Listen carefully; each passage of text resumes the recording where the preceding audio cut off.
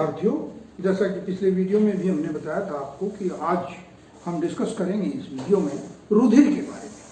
रुधिर, रक्त जिसे कहा जाता है, रुधिर एक कनेक्टिव टिश्यू के रूप में पूरे शरीर में काम करता है, संयोजी ऊतक के रूप में काम करता है, पूरे शरीर में निरंतर भ्रमण करता रहता है, प्रकरण इसका चलता रहता है और इसको पंप करने का काम करता है। हमारी बॉडी का सबसे महत्वपूर्ण अंग वो है हृदय। प्रत्येक मनुष्य में शरीर में कोई ज्यादा रक्त नहीं पाया जाता, चाहे वो 100 किलो का मनुष्य हो, चाहे 150 किलो का हो, 200 किलो का हो। जो मनुष्य में रक्त की मात्रा होती है वो ज्यादा से ज्यादा 7 से 8% तक होती है। यदि हम ये कहें कि 100 किलो का कोई आदमी है तो उसमें 7 या 8 लीटर अधिकतम रुधिर मिल सकता है, और वो भी महिलाओं में तो वो और भी कम होती है। जहां पुरुषों में 7 से 8 के बीच में होती है, वहीं महिलाओं में ये 6 से 7 के बीच में पाई जाती है, यानी 1% पूरा कम होती है। जहां 100 किलो के आदमी में 8 किलो तक रुधिर मिलेगा, 8 लीटर तक रुधिर मिलेगा, वहीं 100 किलो की महिला में 7 लीटर तक रुधिर मिलने की संभावना होती है। हालांकि शरीर के भार का लगभग पूरा का पूरा हम देखें तो 8% तक अधिकतम ये हमारे भार को कवर करता है। रुधिर की संरचना, रुधिर किन किन अवयवों से मिलकर बनता है? रुधिर को हमने 2 भागों में बांटा गया है, तो रुधिर प्लाज्मा में और दूसरा रुधिर अणु में। रुधिर अणु में आपके जो ब्लड कार्पसल्स हैं, आपके आरबीसी, डब्ल्यूबीसी, प्लेटलेट्स, थ्रोम्बोसाइट्स, ये सब हैं। जबकि रुधिर प्लाज्मा में, रुधिर प्लाज्मा का जिक्र करें तो लगभग 55% जितना रुधिर हमारे अंदर पाया जाता है उसका 55% ही रुधिर प्लाज्मा बना होता है, और इस 55% में से भी लगभग 90% जो है वो पानी होता है। रुधिर प्लाज्मा में 90% तक पानी पाया जाता है, बाकी शेष मात्रा प्रोटीन, शर्करा, वसा और अकार्बनिक लवणों की बनी होती है। तो जो प्लाज्मा में मुख्य चीज पाई जाती है वो है सबसे important plasma proteins. Plasma proteins कौन कौन सी हो सकती हैं भाई? ये प्लाज्मा का लगभग 70% भाग बनाती हैं, जिन्हें प्लाज्मा प्रोटीन्स हम कहते हैं। Fibrinogen, serum albumin, serum globulin तथा प्रोथ्रम्बिन सामान्य श्रेणी की प्रोटीन्स हैं जो प्लाज्मा में पाई जाती हैं। तो सबसे पहले है एल्बुमिन। एल्बुमिन रुधिर में पाई जाने वाली वो प्रोटीन है जो रुधिर के प्रसरण दाब को नियंत्रित करती है, यानी ऑस्मोटिक प्रेशर का नियंत्रण एल्बुमिन के द्वारा होता है। दूसरी गामा ग्लोबुलिन या इम्यूनोग्लोबुलिन के नाम से जानी जाती है, और ये एंटीबॉडीज की तरह से कार्य करती है। एंटीबॉडीज का क्या कार्य है? एंटीबॉडीज का कार्य है कि जो विषैले तत्व हमारे शरीर में प्रवेश करते हैं, चाहे वो जीवाणु हो, चाहे वो विषाणु हो, चाहे वो दूसरे विषैले पदार्थ हों, उनको नष्ट करने का काम करती है। तीसरी विशेष प्रकार की प्रोटीन है फाइब्रिनोजन या प्रोथ्रम्बिन प्रोटीन, जो रुधिर का थक्का बनने के काम आती है। अर्थात कभी चोट लग जाए, कभी घातक चोट लग जाए तो उसमें पूरा रक्त शरीर से बाहर ना आ जाए, तुरंत थक्का बन के रोकने में सहायक करती है। दूसरी, ये तो थी प्लाज्मा में पाई जाने वाली प्रोटीन। दूसरे जो प्लाज्मा में चीजें पाई जाती हैं वो है पोषक पदार्थ। प्लाज्मा में ग्लूकोज, वसा, वसीय अम्ल, एमिनो अम्ल, कोलेस्ट्रॉल, फास्फोलिपिड्स तथा विटामिन जैसे खनिज पदार्थ घुले रहते हैं, पोषक पदार्थों के रूप में पाए जाते हैं। लवण यदि डिस्कस करें, देखें तो प्लाज्मा में जो मुख्य लवण है वो है सोडियम, पोटेशियम, कैल्शियम, आयरन, और इनके भी क्लोराइड्स, बाइकार्बोनेट्स, सल्फेट तथा फास्फेट के रूप में ये पाए जाते हैं।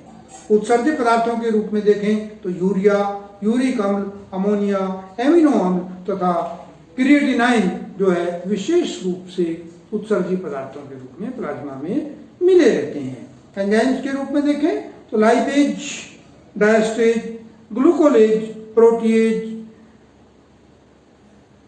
एस्टरेज, न्यूक्लियस तथा ऑक्सीडेजेस एंजाइम्स और विशेष प्रकार के पदार्थ पाए जाते हैं जो शरीर में विभिन्न क्रियाओं को करने के लिए जरूरी हैं।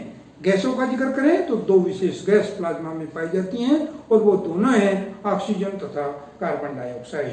कार्बन डाइऑक्साइड रुधिर प्लाज्मा में घुलित होती है और वो मूवमेंट करती रहती है। वहीं ऑक्सीजन प्लाज्मा के साथ मिलकर के, हिम के साथ मिलकर के वो ऊतकों तक जाती है और वहां ऑक्सीडेशन क्रिया करने में सहायक होती है। रुधिर प्लाज्मा के कार्य बहुत इंपॉर्टेंट है।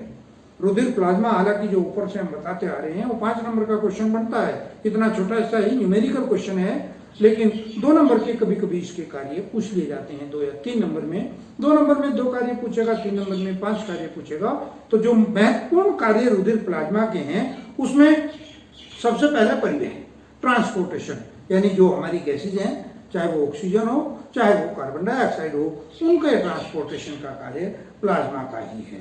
उसके अलावा जो अपशिष्ट पदार्थ एक जगह से दूसरी जगह जाते हैं उसका ट्रांसपोर्टेशन का काम भी प्लाज्मा का ही है। शरीर में द्रव की नंबर 2, शरीर में द्रव की मात्रा को नियमित बनाए रखता है, यानी कहीं कमी होती है तो उसकी पूर्ति करता है, अधिकता होती है तो उसको वहां से हटाता है। तो द्रव की मात्रा को स्थिर बनाए रखता है। रुधिर हानि को रोकता है, रुधिर की आवश्यकता की पूर्ति समय समय पर जांच करके करता रहता है। प्रतिरक्षण का काम करता है, जैसा कि अभी ऊपर बताया था हमने, जितने भी बैक्टीरिया विषाणु पहुंचते हैं शरीर में सबको मारने का काम इसी का होता है। पीएच बनाए रखता है, यानी रुधिर का जो पीएच बैलेंस है, जो उसका अम्लीय और क्षारीयता के बीच का जो बैलेंस है उसको बनाए रखता है, ताकि अधिक अम्ल या अधिक क्षार शरीर में ना बने। दूसरा, बहुत सारी क्रियाओं पर नियंत्रण करता है, ताप का नियंत्रण करता है, दूसरी एक्टिविटीज का नियंत्रण करता है। बॉडी में जितने भी क्रियाएं होती हैं प्लाज्मा उनमें नियंत्रित करने में, उनके नियंत्रण में महत्वपूर्ण भूमिका अदा करता है। उत्सर्जित पदार्थों को शरीर से बाहर निकालना, उनको उनकी जगह से हटाना, यह कार्य भी प्लाज्मा का ही है।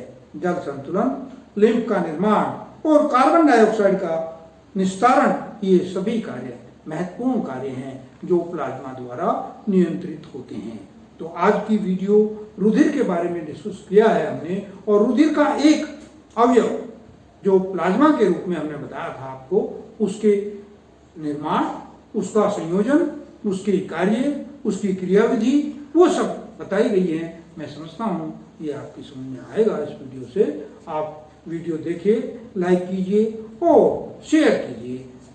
जिन्होंने अभी तक चैनल सब्सक्राइब नहीं किया है, चैनल सब्सक्राइब कीजिए और विषय को पढ़ने के लिए, गहराई से पढ़ने के लिए हमारे साथ बने रहिए। बहुत छोटे छोटे टॉपिकों को हम बहुत विस्तार से डिस्कस करेंगे।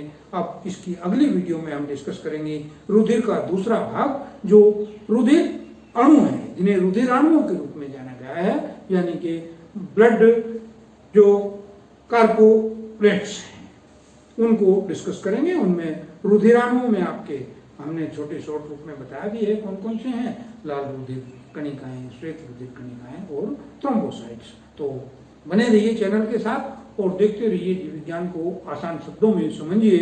अगली वीडियो रुधिराणुओं के ऊपर, ब्लड कैप्सूल्स के ऊपर देखते रहिए। धन्यवाद।